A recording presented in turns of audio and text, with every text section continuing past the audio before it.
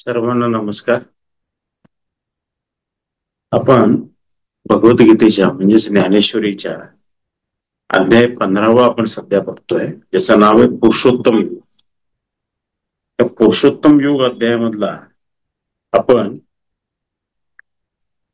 दुसरा जो श्लोक आहे त्या दुसऱ्या श्लोकामध्ये आपण बघत आहोत.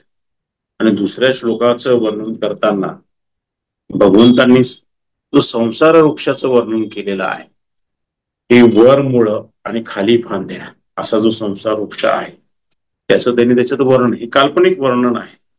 एखाद्या गोष्टीचं जसं आपण वर्णन करतो तसं ते वर्णन आहे की संसार हा कसा आहे, त्या वृक्षासारखा. तो वृक्ष वर मुळं आणि खाली फांद्या असलेला आहे आणि हा अतिशय वर खाली सगळ्या बाजूंनी विस्तारलेला आहे. आणि हा अविनाशी आहे असं म्हटलं जातं. प्रत्यक्षात तो विनाशी आहे. ज्याने ब्रह्मपदाची प्राप्ती केली त्याच्याकरता तो विनाशी आहे, पण संसारी माणसाला तो अविनाशी वाटतो. किती गेलं तरी संसार संपत नाही असं त्याच्या लक्षात येतं. आणि त्याच्या वर्णनाबद्दल ते बोलत आहेत. त्याच्यामध्ये त्यांनी असं सांगितलं तर हा जो वृक्ष आहे, संसार वृक्ष आहे, त्याला 3 प्रकारच्या अजून काही फांद्या आहेत. पहिलं त्याचं मूळ खोड काय, अज्ञान आहे. त्याचं मूळ खोड आहे. परमेश्वराचं ज्ञान नसल्यामुळे माणसाला अज्ञान असतं. अज्ञान हे या झाडाचं खोड आहे. या झाडाला अनेक फांद्या आहेत. त्याच्यापैकी 3 फांद्या कुठल्या आहेत, सत्वगुण, रजोगुण आणि तमोगुण. आणि मग तमोगुणाबद्दल बोलताना ते असं म्हणाले की तमोगुणाचे जे आपण कर्म करतो, त्या कर्म केल्यानंतर ज्यावेळी परिपक्व होतं जीवन तर ती फांदी गळून पडते. संसार वृक्षावर असंख्य मनुष्य, प्राणी, पशु, पक्षी हे फांद्यांच्या रूपाने आलेले आहेत, पानांच्या रूपाने आलेले आहेत असं ते म्हणतात. आणि ज्यांनी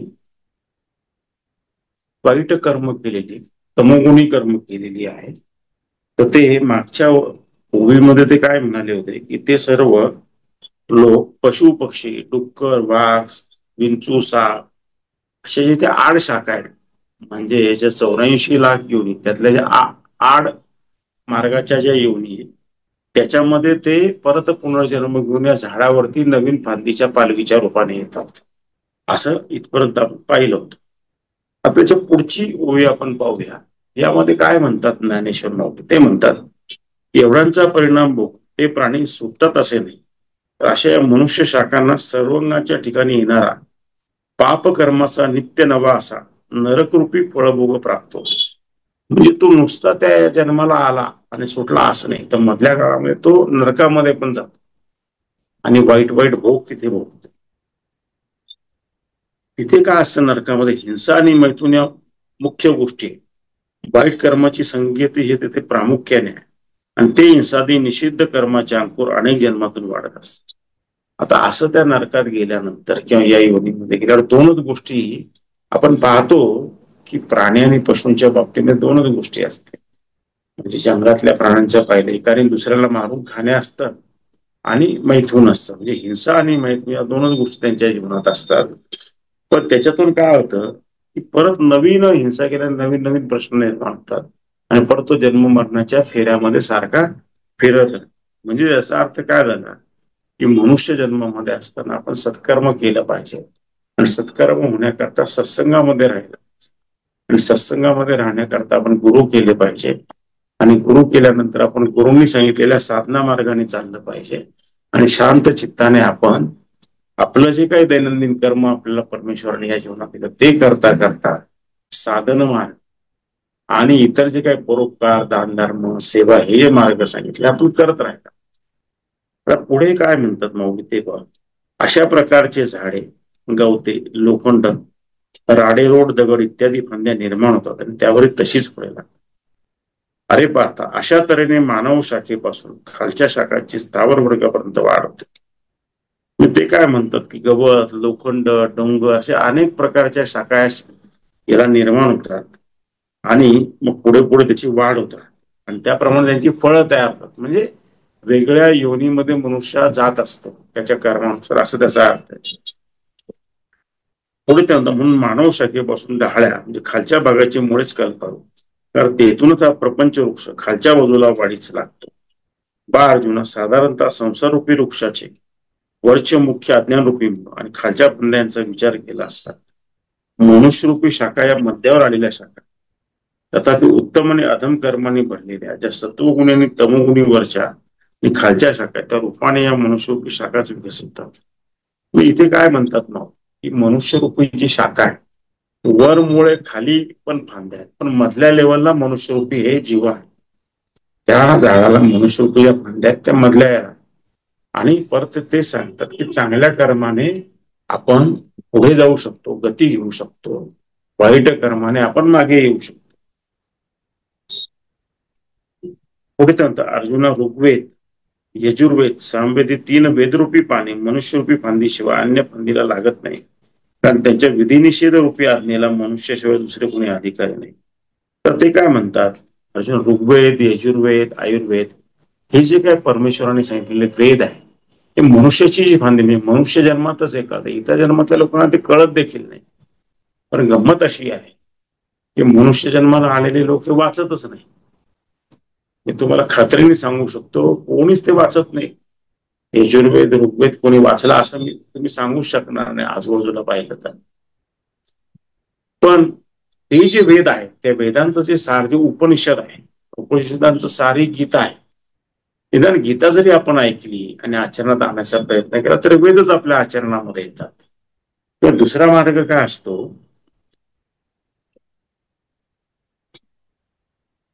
संतांची वचनं आपण ऐकली, त्यांनी सांगितलेला सत्संग आपण केला तरी आपल्याला ज्ञान मिळत राहतं, माहिती मिळत राहते की जीवन कसं जगावं. म्हणजे शास्त्रामध्ये काय सांगितलंय कळायला लागतं. अजून काय मार्ग असतो आपल्याला जीवन चांगलं जगण्याचा, घरातले जे वडीलधारे असतात ते जे कुळाचार घरामध्ये पाळत असतात आपल्या, ते आपण पाळले, त्यांच्या गोष्टी ऐकल्या. तर त्याच्यात जसं आता नवरात्र चालू आहे तर आपल्याला लहानपणापासून आपण बघतो आजी पंजोपासून की देवीचे दिवस आले, घटस्थापना होते, मग देवीची आरती पूजा होते, तिच्या पोथी वाचल्या जातात, आणि या दिवसामध्ये मांसाहारी जेवण लोक खात, जर खाणारे असतील तर अलग लक्षात, ते खात नाही, शुद्धता सात्विकता पाळतात, चांगली कर्म करतात वगैरे वगैरे. तर घरातूनही असं ते आपल्याला, तुमच्या घरामध्ये नाहीच आहे त्यांचा मोठा प्रश्न आहे, कारण कळतच नाही की अजून चांगलं काय. खरं म्हणजे त्याला तोच मार्ग आहे, सत्संग हाच खरा त्याला मार्ग आहे. माझ्याकडे सत्संग थोडा सोपा पण झालाय, युट्यूब वरती बरेच सत्संग अवेलेबल असतात. आपल्या आश्रमाचा तर असं असो इतरही असतात.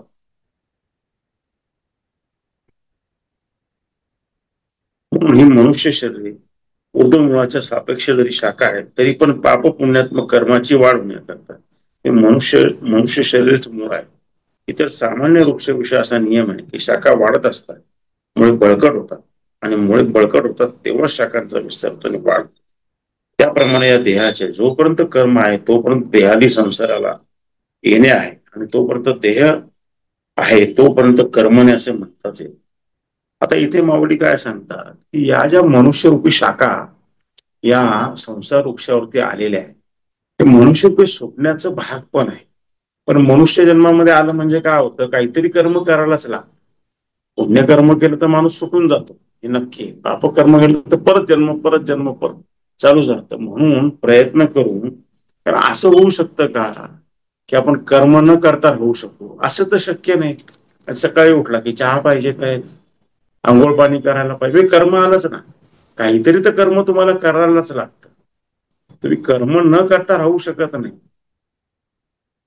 म्हणून कर्मच चांगलं केलं तर आपण सुटायला जरा मदत होते आपल्याला. ज्यांनी परीक्षेचा नीट अभ्यास केलाय त्याला प्रार्थनेची गरज आहे का, नाही गरज.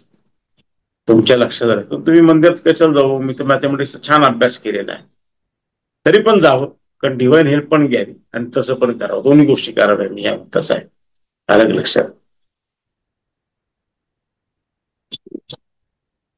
तर माऊली म्हणतात की वृक्ष जर आपण पाहिला, सामान्य वृक्ष तो वाढतो कसा, जो आपण दैनंदिन जीवनात वृक्ष बघतो की त्याचा बुंदा बळकट झाला की फांद्या फुले त्याला भरपूर येतात, फळं येतात. तर ज्याही वृक्ष, जसं मनुष्य फांदी जी ती कर्म करत राहते काहीतरी, आणि परत त्याच्यातून नवीन नवीन शरीरे निर्माण होतात आणि बळकट होत जातात फांद्या. न सुटणारा कोड आहे, पुढे भगवंत सांगणार आहे याच्यातून बाहेर कसं पडायचं ते आपण तिथे गेल्यावर ते कळणार आहे आपल्याला. पुढे ते काय म्हणतात, म्हणजे खालच्या वरच्या विस्तारास मनुष्य शरीरूपी शाखाचं कारणीभूत असे म्हणण्यात दोष नाही. असे त्या जगतपिता भगवान श्रीकृष्णांनी सांगितले.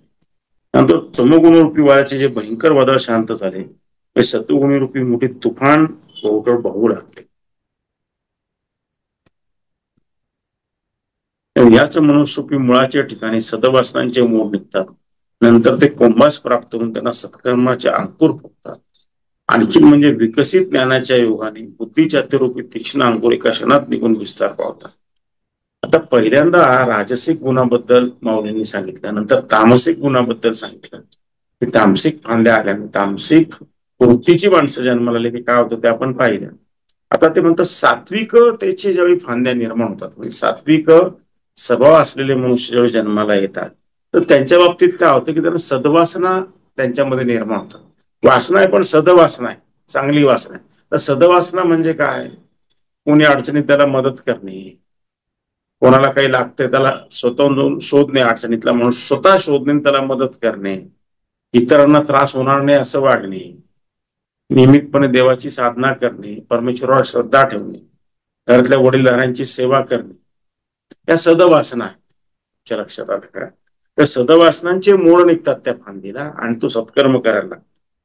आणि मग त्या मुळाला सत्कर्माचे कोंब फुगतात. तसं झाडाला कोंब सत्कर्माचे कोंब फुगतात आणि बुद्धी पण अतिशय तीक्ष्ण होत जाते, ती सत्कर्मातच राहायला लागते, ती शास्त्रानुसार वर्तन करायला लागते, असं ते इथे सांगतात. बुद्धिरूपी फोक अंतरस्फूर्तीच्या बळाने विस्ताराला प्राप्त होतात आणि बुद्धीचा ज्ञानरूपी प्रकाश विवेकापर्यंत, म्हणजे इतकी बुद्धी वाढते, तिचा ज्ञानाचा प्रकाश इतका पडतो की विवेक निर्माण होतो. विवेक म्हणजे काय? चांगली बुद्धी, चांगलाच विचार करतो, चांगल्याच लोकांच्या संगतीत राहतो, सगळ्या गोष्टी म्हणजे त्याचा आहार खाणं ते शुद्ध असतं, विहार चांगल्याच ठिकाणी जाईल ते शुद्ध असतं, आहार विहार आणि विचार हे पण शुद्ध असतं.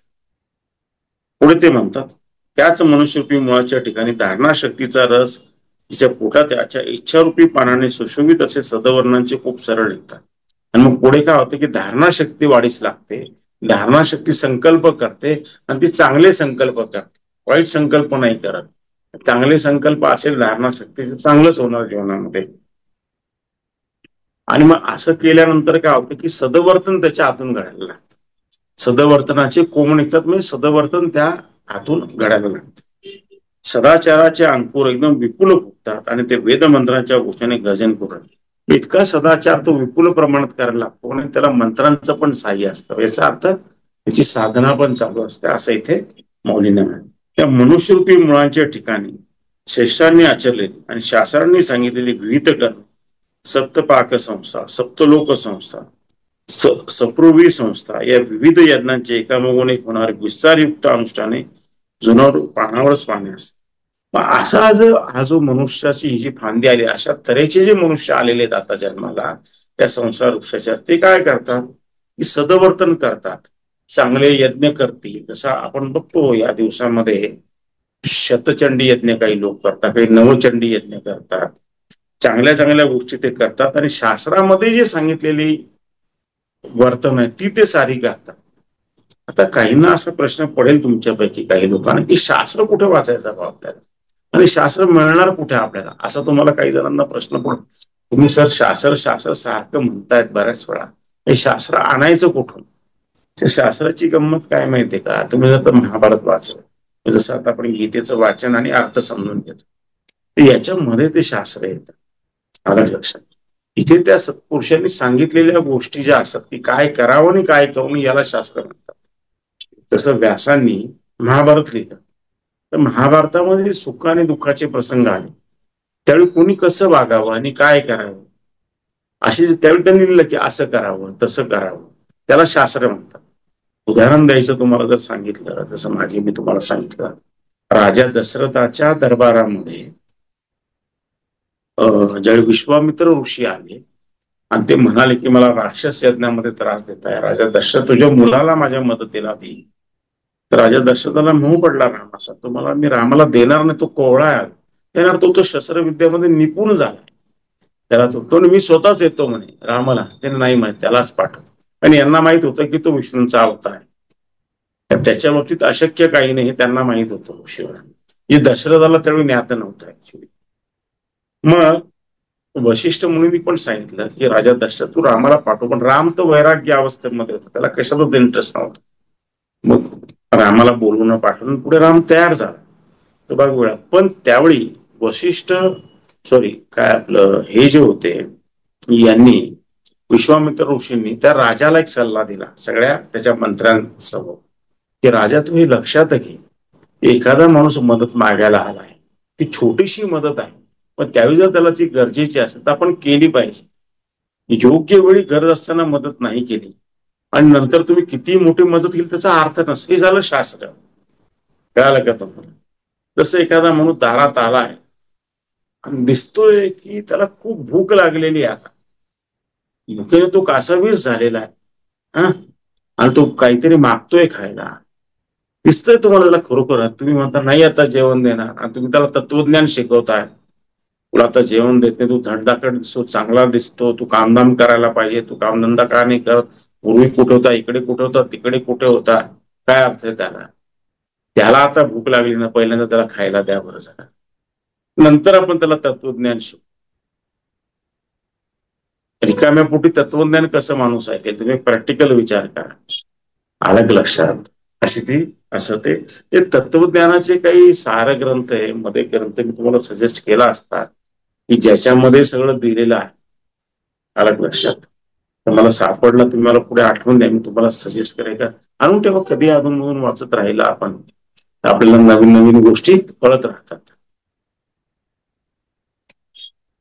गीता प्रेस गोरखपूर जे आहे ना, त्यांचं एक पुस्तक आहे क्या करे क्या न करे. काय त्या पुस्तकात असताना क्या क्या करे क्या न करे. मग त्या पुस्तकात त्यांनी काय केलेलं आहे, त्याचे चॅप्टर्स आहेत त्याच्यामध्ये दानाबद्दल. मग दानामध्ये ऋषीमुनी जे लिहिलेले शास्त्राबद्दलची वाक्य, महाभारतातलं वाक्य अशी ती त्यांनी दिलेली त्याच्यामध्ये. किंवा एखाद्या घरामध्ये मृत्यू पावलं पाहिजे, मग त्यावेळी काय करावं आपण त्याबद्दल लिहिलेलं आहे.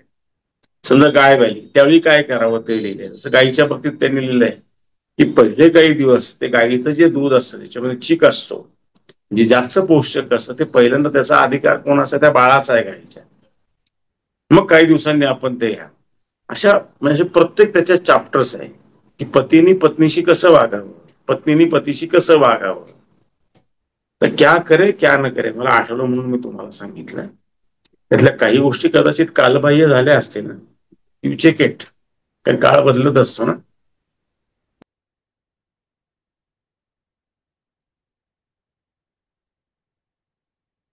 पुढे माऊली काय म्हणतात ते पाहूया.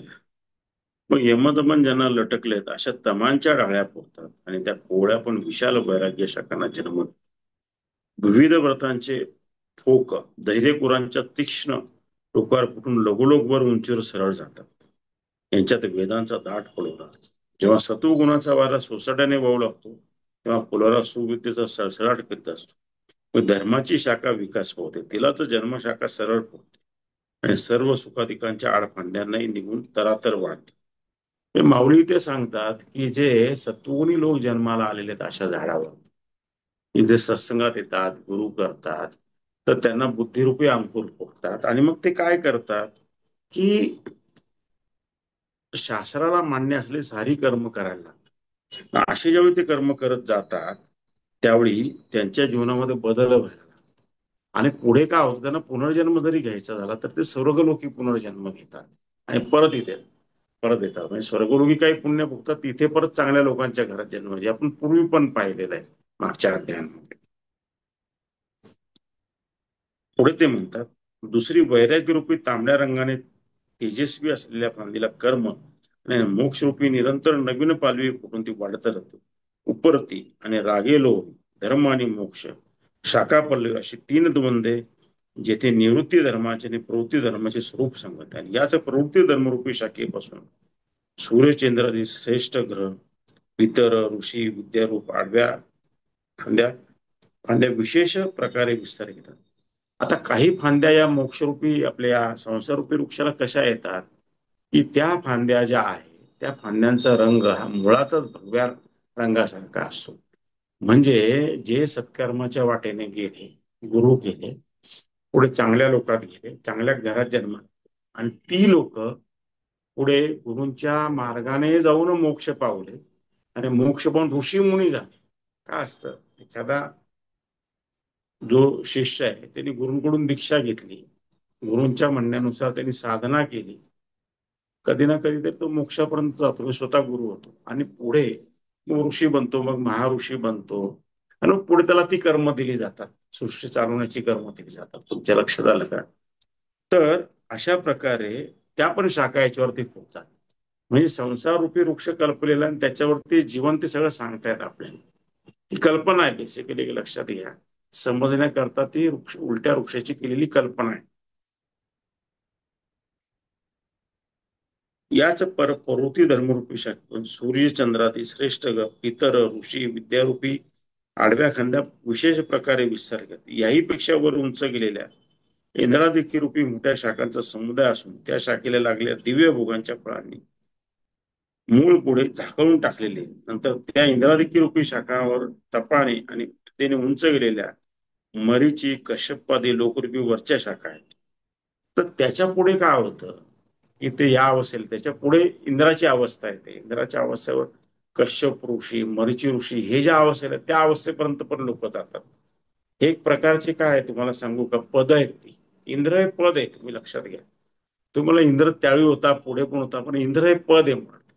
अशी पद आहेत ते, म्हणजे त्या अवस्थेपर्यंत जो गेला त्याला ते पद दिलं जातं. अरे विष्णू पद आहे, त्या अवस्थेला गेला की ते पद मिळतात.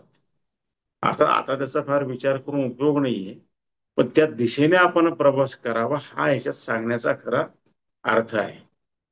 पूर्वी जर तुम्ही पाहिलं असेल, काही पुराण तुम्ही असेल तर अमुक राजाने इंद्रपद मिळवले, त्यांनी एवढे यज्ञ केले, एवढं तप केलं आणि मग तो इंद्रपदाचा अधिकारी झाला.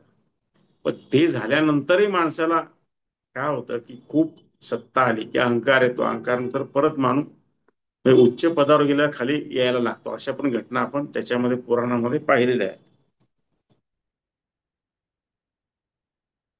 पुढे ते म्हणतात, याप्रमाणे वर असलेल्या शाखांचा शाखोपशाखाशी अधिकाधिक होणारा हा विकास या फांद्यांच्या बुडाशी लहान व शेंड जास्त असणे थोर असा आहे. या ज्या फांद्या वर वाढतात त्या मुळांनाही झाकून टाकतात. जे उर्ध्व झाड आहे की नाही त्यालाही झाकून त्या वर जातात, म्हणजे ते उच्च दर्जाची लोक आहेत असं इथे माऊलींना सांगायचंय. अजून आणखीन या वरच्या शाखानंतर या संसार वृक्षाला जे फळभार येतात ते ब्रह्मदेव रूपी आणि शंकर रूपी अणकुचीदार कोंब येतात. ब्रह्मदेव महादेव या रूपांची वरची शाखा फळांच्या ओझाने वरच्या भागातून इतकी दुप्पट खाली लवलेली आहे की मूळ जे माया विशिष्ट ब्रह्म त्याच्यावरच ती टेकलेली, म्हणून ते ब्रह्मदेव आणि महादेव हे देखील माया विशिष्ट ब्रह्मच मानले जातात. त्या पुढे ब्रह्मदेव महादेव अशा शाखा आहेत, म्हणजे त्या पदापर्यंत लोक जातात साधना करून. आणि त्या शाखा खाली येऊन खालच्या मुळांनाही गडप करतात. माया जी तिलाही गडप, पण हे पण मायाचंच दुसरं रूप आहे असं ते इथे सांगतात. हे पहा की लौकिक वृक्षाची असेच आहे, एखादी शाखा फळांच्या ओझाने वाकत असेल तर ती वाकली असता बुडापर्यंत. त्याचप्रमाणे हे पांडवा, या संसारूपी वृक्षाचा विकास आणि विस्तार जेथून झालाय त्याच मुळाच्या ठिकाणी वाढणाऱ्या ज्ञानाच्या प्रगतीने वाकून गेलेल्या मनुष्यरूपी शाखा पुन्हा पुन्हा जाऊन टेकतात. तर माऊली काय सांगतात, या उच्च पदाला गेल्यावरती हे झाड आहे त्याला शंकरूपी फांदी आली, ब्रह्मरूपी फांदी आली, ब्रह्मदेवाची फांदी आली.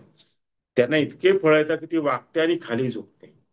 तसं आपण दैनंदिन झाड पाहिलं तर काय दिसतं, आपल्या एखाद्या फांदीला खूप फळ ती खाली झुकतेच की नाही. आपलं जे सरळ झाड बघतो त्याच्यातही तसंच होत असतं, ती झुकते. परत खरा जीवनाचा अर्थ दुसऱ्या अर्थाने पाहिला तर तो हाच आहे की तुमच्याकडे सगळं आल्यानंतर तुम्ही झुकलं पाहिजे आणि नम्र व्हायला पाहिजे. विद्या ही नम्रतेने शोभते, वैभव संपत्ती दानाने शोभते, असं जे आपण बघतो तसं ते नम्रताच पाहिजे तुमच्यामध्ये. त्याचप्रमाणे पांडव्या संसर्ग वृक्षाचा विकास आणि विस्तार जेथून झाला त्याच्या मुळाच्या ठिकाणी वाढणाऱ्या ज्ञानाच्या प्रगतीने वापून गेलेल्या मनुष्यरूपी शाखा पुन्हा जाऊन टाकतात. याच कारणे ब्रह्मदेव आणि महादेव यांच्या पलीकडे विकास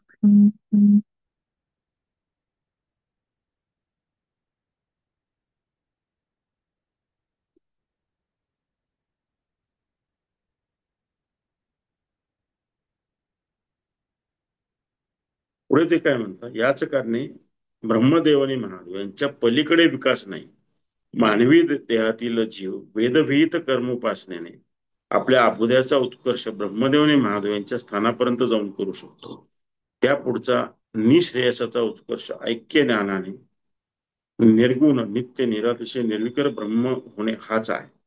आता एखादा माणूस त्या अवस्थेपर्यंत गेला की तो ब्रह्मदेवच झाला, तोच भगवान शंकर झाला त्या अवस्थेपर्यंत. त्याच्या पुढे काही नाहीये. पण त्याच्याही पुढे म्हणजे काय आहे ते म्हणतात की त्याच्या पुढे प्रत्यक्ष त्याचे निर्गुण परमात्मा आहे, परब्रह्म ज्याला आपण म्हणतो. ज्या परब्रह्मापासूनच सारे देव बनले, सृष्टी बनली, ते जे परब्रह्म तेच तुम्ही होणे, हे खरं अंतिम ध्येय असं ते इथे सांगतात. पुढे ते म्हणतात,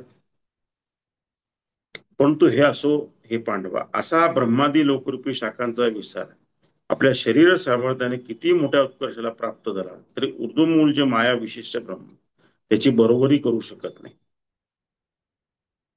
अन्य काही ज्या सनादिक नावाच्या निवृत्ती मार्गाच्या विशेष लोकप्रिय शाखा आहेत, त्या संसार वृक्षाच्या मुळात फळात न सापडता ब्रह्मस्वरूपी भरलेल्या आहेत.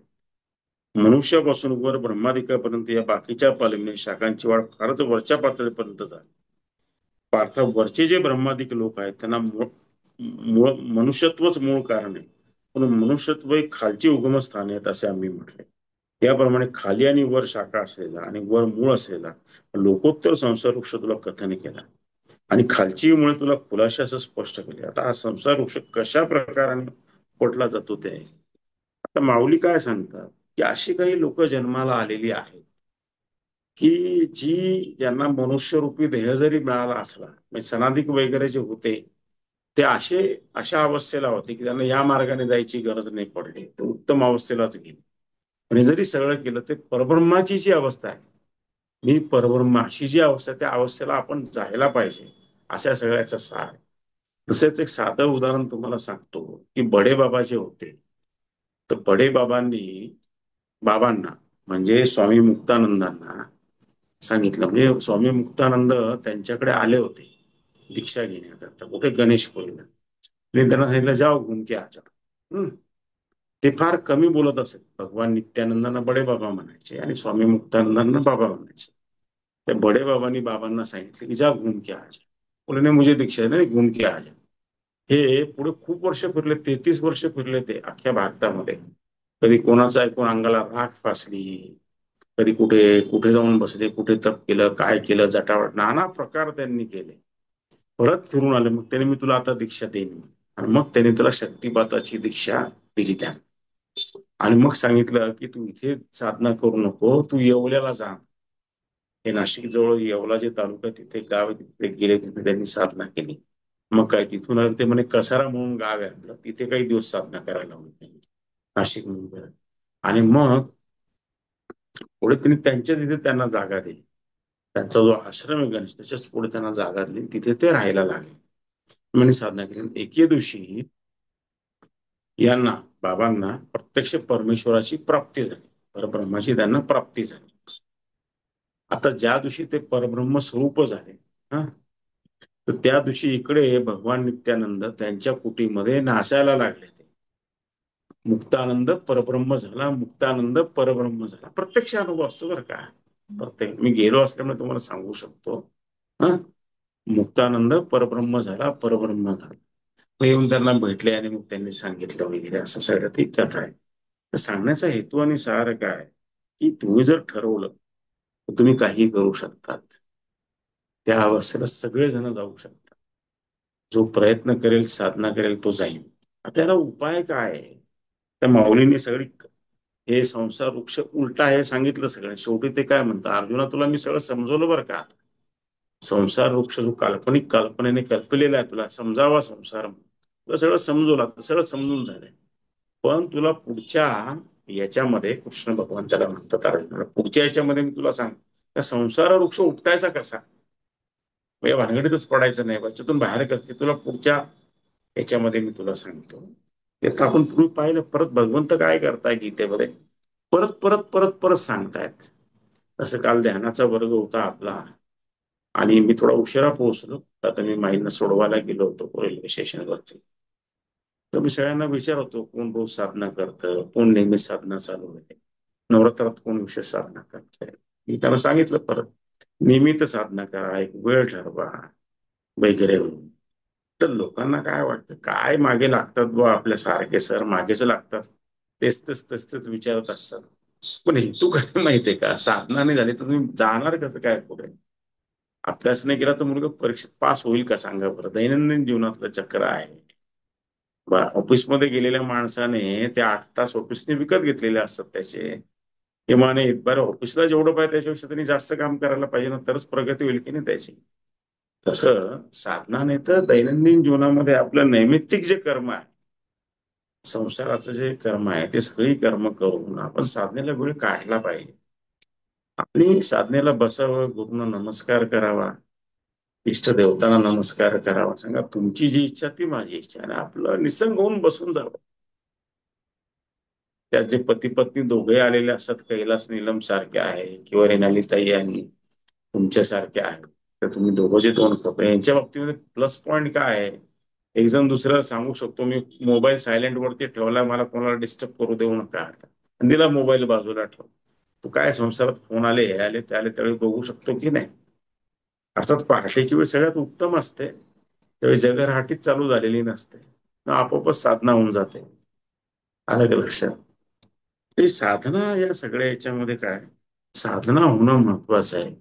आणि दैनंदिन जीवनामध्ये जे आपल्याला तत्वज्ञान आतून कळतंय आणि गुरु सांगतात, ते दैनंदिन जीवनात आचरण आवश्यक आहे. म्हणजे जीवनामध्ये बदल व्हायला लागतात.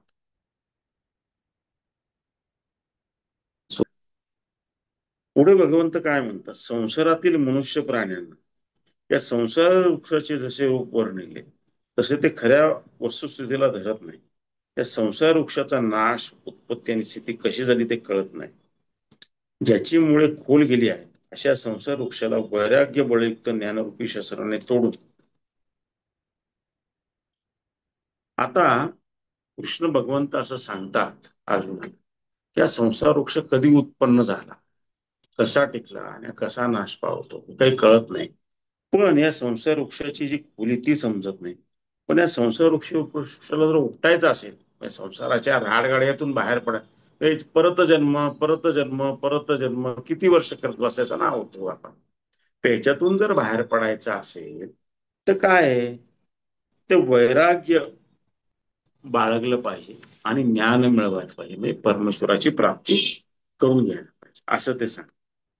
तर मग तो जो हा जो श्लोक आहे, याच्यावरती माऊलींनी काही ओव्या रचलेल्या आहेत. त्या ओवी, आता माऊली काय म्हणतात, तथापि अर्जुन कदाचित तुला असा संदेह होईल की एवढे प्रचंड झाड उपटून टाकेल असे एखादे साधन असणे शक्य तरी आहे का. त्या वृक्षाच्या वरच्या खूप उंचवलेल्या शाखा पाहाव्या तर त्या ब्रह्मलोकाला जाऊन भिडल्या. याचा प्रारंभ तर निर्गुणात आहे. हा संसारूपी वृक्ष मधल्या दुसऱ्या मनुष्यरूपी मुळापासून वृक्षाची स्थावरही खाली पाषाणादी या खालच्या डाळींनी पसरलेला आहे. असा हा वृक्ष वरच्या आणि मधल्या मुळांनी बळकट आणि खालच्या व वरच्या शाखाने याचा कोण शेवट करेल.